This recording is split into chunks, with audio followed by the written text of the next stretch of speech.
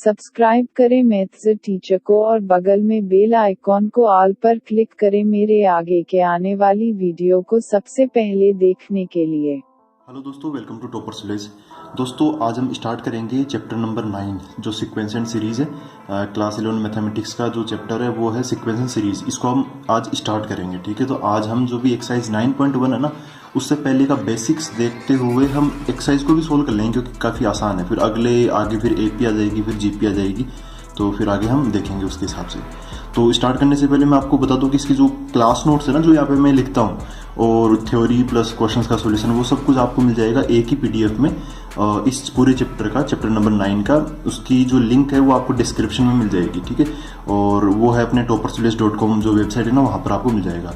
साथ ही साथ इसमें NCERT में बहुत सारे क्वेश्चन है, ठीक है। अच्छे क्वेश्चन भी है और वैसे आसान क्वेश्चन भी बहुत सारे। अगर आपको फिर भी और भी ज़्यादा क्वेश्चन की तैयारी करनी है तो एक बुक का जो लिंक है वो मैं यहाँ पे आपको डिस्क्रिप्शन में सबसे ऊपर दे रहा हूँ, और वो लिंक है ना आपको कमेंट बॉक्स में भी मिल जाएगा। और वहाँ पर आप एक जो अपनी वेबसाइट है toppersvillage.com, वहाँ पर आपको कंप्लीट लिस्ट भी मिल जाएगी ना, अलग अलग क्लास वाइज मैथमेटिक्स और IIT JEE के लिए। और ये भी देख सकते हो कि उनके बारे में बाकी स्टूडेंट्स क्या सोचते हैं। तो अगर आपको अच्छी लगे तो आप खरीद भी सकते हो। तो दोस्तों, अब हम आज का लेक्चर स्टार्ट करते हैं।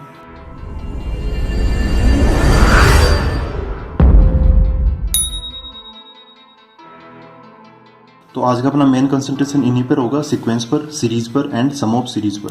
देखो दोस्तों, सीक्वेंस क्या होती है? कोई सा भी एक कलेक्शन होता है नंबर्स का, जिसमें कोई पर्टिकुलर उन नंबर्स वो जो है ना पर्टिकुलर एक पैटर्न फॉलो करे, और उनको हम अरेंज भी उसी पैटर्न में करते हैं।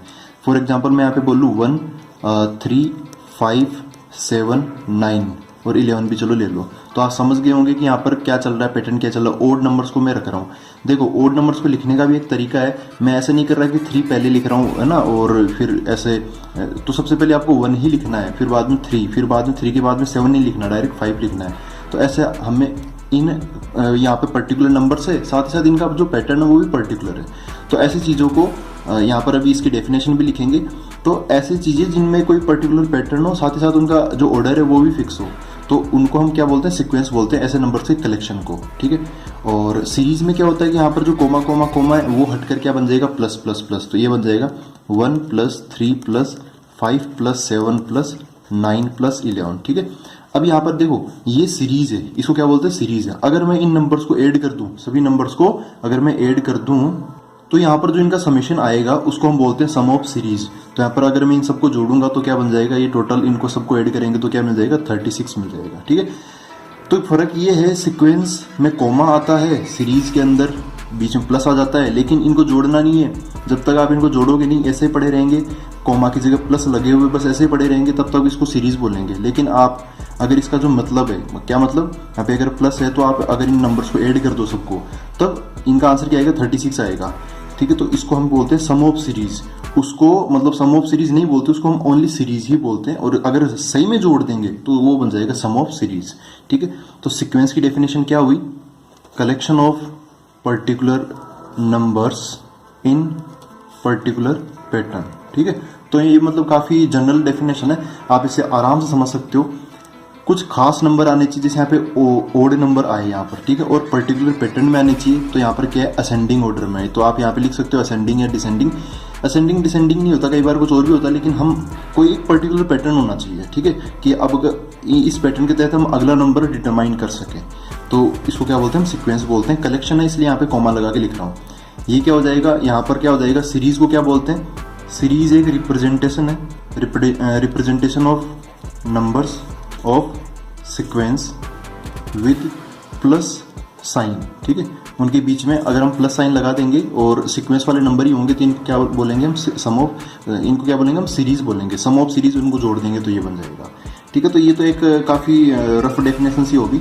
अब हम कुछ और छोटी मोटी चीज़ें यहाँ पर जान लेते हैं कि क्या क्या उनका मतलब होता है। एक होता है फाइनाइट सीक्वेंस और एक होता है इनफाइनाइट सीक्वेंस। फाइनाइट सीक्वेंस में सबको पता है कि जैसे यहाँ पे मैंने एग्जांपल लिया, तो इसमें फाइनाइट नंबर ऑफ टर्म्स आती है। जैसे यहाँ पर एक और चीज़, यहाँ पे जैसे ये है, ये है, ये है, इनको क्या बोलते हैं? इनको बोलते हैं टर्म। क्या बोलते हैं इनको? टर्म। तो यहाँ पे कितनी टर्म्स आ गई? 6 टर्म्स आ गई यहाँ पर। तो इसके अंदर क्या होती है? Number of terms equal to finite, जैसे मैंने यहाँ पे जो एग्जांपल लिया वो एक फाइनाइट सीक्वेंस का लिया। इसके अंदर क्या होगा, नंबर ऑफ टर्म्स, नाम से क्लियर है तो काफी आसान चल रहा है अभी तो। Number of terms equal to infinite. जैसे इसके अंदर मैं बोलूँ 1, 2, 3, 4 ऐसे करते करते 100 तक चला गया, तो गया काफी दूर तक, लेकिन 100 तक मतलब फिक्स तो है ना कम से कम कि भाई यहाँ पे 100 नंबर है। लेकिन मैं ऐसे लिख दूँ 1, 2, 3, डॉट डॉट डॉट पे छोड़ दिया। अब इसको आप एपी बोल सकते हो ना, एपी तो है ही है, और ये काउंटिंग भी है ना, स्टार्टिंग से नेचुरल नंबर भी बोल सकते हो, कुछ भी बोल सकते हो। लेकिन जैसे जो होती है ना प्रोग्रेशन, जो हम आगे देखेंगे, अर्थमेटिक प्रोग्रेशन जो आप 10th क्लास में पढ़ के आए हो, आगे देखेंगे हम ज्योमेट्रिक प्रोग्रेशन, आईआईटी वाले बच्चे देखते हैं, हार्मोनिक प्रोग्रेशन भी देखते हैं, कुछ और स्पेशल सीरीज भी देखते हैं। तो हर चीज़ को हम सीक्वेंस तो बोल ही सकते हैं, ठीक है, और कुछ खास कंडीशन में उनको हम प्रोग्रेशन भी बोल देते हैं। तो वो अब आगे का विषय वो। यहाँ पर एक रफ आइडिया अगर हम एक बार और देखें तो सीक्वेंस को आप ऐसे समझ सकते हो, sequence is nothing but A1, A2, A3, A4, up to AN, ठीक है, और आगे भी चलता रहेगा, A फिर AN+1 आ जाएगा, फिर AN+2 आ जाएगा, ऐसे आगे से आगे चलता रहेगा। और जो सीरीज होगा उस सीरीज के अंदर क्या बन जाएगा, यहाँ पर ये A1 फिर कोमा की जगह प्लस, और A2 फिर प्लस, फिर A3 फिर प्लस, ऐसे चलता रहेगा, फिर AN फिर प्लस, AN+1 फिर प्लस, फिर AN+2 फिर प्लस, ऐसे चलता रहेगा, ठीक है। तो इसको हम सीक्वेंस बोल देंगे। अच्छा, यहाँ पर जो सीक्वेंस है इसको आप ऐसे बोल सकते हो कि दिस इज, है ना, ये जो सीरीज है, अगर यहाँ पे प्लस प्लस प्लस लगा हुआ, तो एक बार पहली बार मैं एक ऑपरेटर का जिक्र कर चुके हैं, वो है समेशन।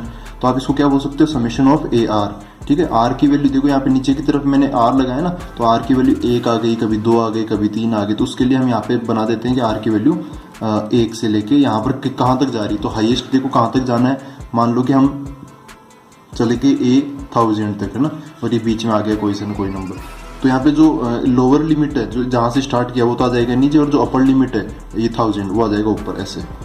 तो ये जो इस तरीके से लिखने का ये जो तरीका ना, ये आगे काम आएगा, एक्सरसाइज 7.3 में बहुत काम आने वाला है ये एक्सप्रेशन, ये सीरीज वाला। अगर आप ऐसे हो तो आप इसको ऐसे भी लिख सकते हो, अगर ऐसा है तो आप इसको वापस फैला के ऐसे भी लिख सकते हो। तो ये 7.3 में मैं अच्छे से बताऊंगा इसको, और बहुत काम आने वाला है ये। तो दोस्तों यहाँ पे छोटी मोटी थ्योरी यही है। अब हम डायरेक्ट क्वेश्चन से और समझ लेते हैं। तो हम एक्सरसाइज 9.1 स्टार्ट करते हैं। देखो दोस्तों, एक्सरसाइज 9.1 इसमें क्या बोला है, इन सभी क्वेश्चन है ना, स्टार्टिंग के 6 क्वेश्चन इनके लिए बोला है write the first 5 terms of each of the sequence in exercises from this to this ना। हमें इनके अंदर whose nth term are given, ये अनथ टर्म दे रखी है।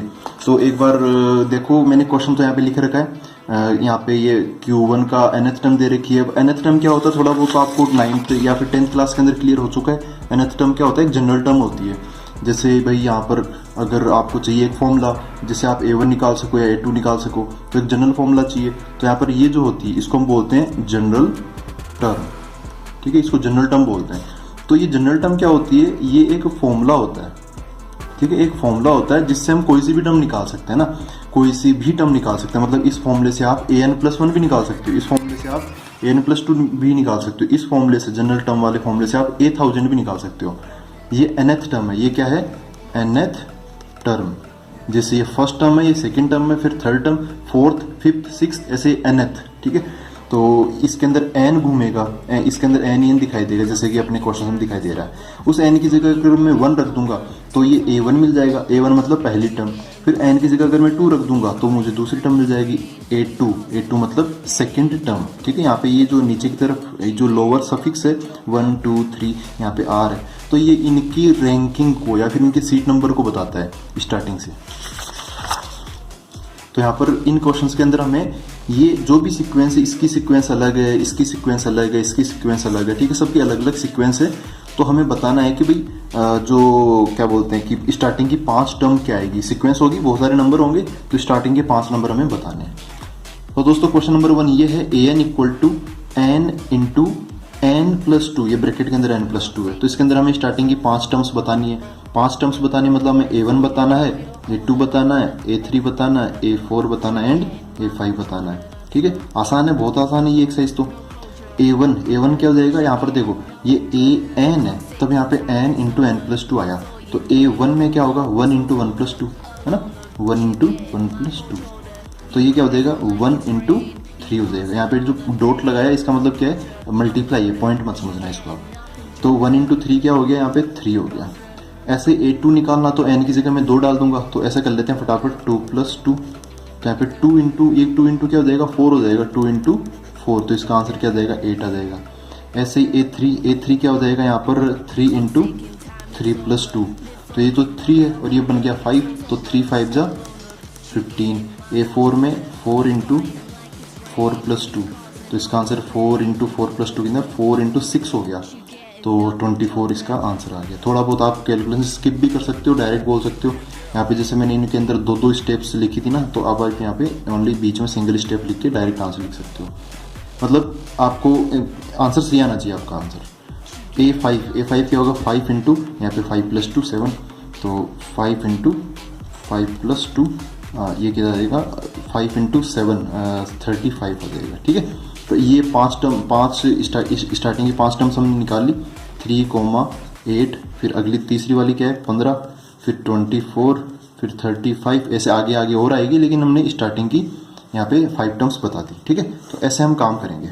इसमें आते हैं तो A1 क्या होगा, यहाँ पे 1 रख दूंगा, 1/1 + 1, तो क्या बन जाएगा ये 1/2। एंड A2 निकालूंगा तो यहाँ पे 2 रख दूंगा n की जगह, तो n यहाँ पे 2/2 + 1, तो ये बन जाएगा कितना 2/3। फिर आ जाएगा A3। ऐसा क्वेश्चन अपने शायद जो पहला चैप्टर ना सेट्स उसमें भी आ चुका है, तो उसके अंदर शायद एग्जाम्पल में था ये। A3 में क्या आएगा, यहाँ पे 3 रख दूंगा, तो 3/3 + 1, तो ये बन जाएगा 3/4। A4 में क्या आ जाएगा, यहाँ पे 4 रख दूंगा, 4/4 + 1 = 4/5। एंड A5 पांचवी टर्म क्या हो जाएगी, यहाँ पे 5 रख दूंगा, तो 5/5 + 1 = 6 हो जाएगी। ठीक है, तो आप डायरेक्ट भी कर सकते हो, मैंने ऐसे धीरे धीरे कर दिया, कोई दिक्कत नहीं। तो यहाँ पर अच्छा, यहाँ पर थर्ड क्वेश्चन है an = 2n, तो A1 क्या हो जाएगा 2n, मतलब कितना 2। A2 कितना हो जाएगा 2, तो 2 का स्क्वायर मतलब कितना 4 हो जाएगा। फिर A3 कितना हो जाएगा 2 का क्यूब = ये बन जाएगा 2 का क्यूब कितना हो गया 8 हो गया, तो यहाँ पे 8 आ जाएगा। A4 2 16, A5 2 32। तो देखो दोस्तों, आपको ना यहाँ पे शायद एक आदत डालने की कोशिश की गई है, यहाँ पे आप समझ सकते हो कैसे कैसे नंबर आ रहे हैं, तो इनमें क्या क्या रिलेशन बनती जा रही है। ये जो है ये एक जीपी है, जीपी में मतलब नंबर मल्टीप्लाई होते चलते रहते हैं ना। एपी तो आपको पता ही, अरिथमेटिक प्रोग्रेशन, नंबर जुड़ते रहते हैं उसके अंदर, बार बार वही सेम नंबर जुड़ता रहेगा। जीपी में क्या होता है, सेम नंबर मल्टीप्लाई होता रहता है, तो वही यहाँ पे पहले से ही थोड़ा बहुत बैकग्राउंड यहाँ पे बना रहे हैं कि ऐसा से ये जीपी का एग्जाम्पल है।